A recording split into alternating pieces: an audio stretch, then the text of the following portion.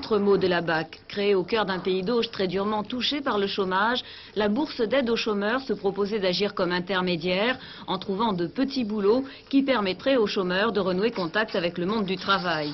Aujourd'hui, la BAC emploie 4 permanents. Elle a trouvé 150 000 heures de travail en 88 et versé près de 5 millions de francs de salaire. Mieux encore, 105 chômeurs ont retrouvé des contrats de longue durée par son intermédiaire. Ce qui est important, à mon avis, c'est sûrement que manger c'est important, mais que ça ne suffit pas pour la vie. Les gens ont besoin d'avoir une raison d'être, une dignité, la plupart du temps par un salaire.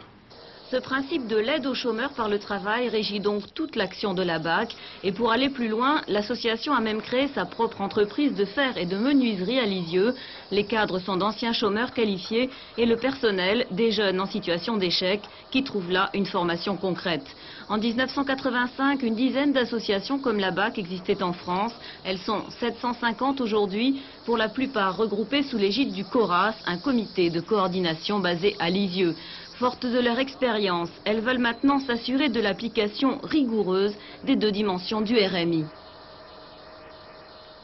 Ce qui nous tient beaucoup à cœur, c'est ce qu'on va faire de ce revenu minimum et si on va arriver à réinsérer des gens en se servant de ce RMI ou si on va laisser une assistance de plus se perpétuer.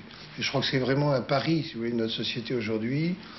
C'est où on va encore une fois de plus vers l'assistance, où on se sert de ce moyen nouveau pour aider des gens à retrouver leur place dans la société.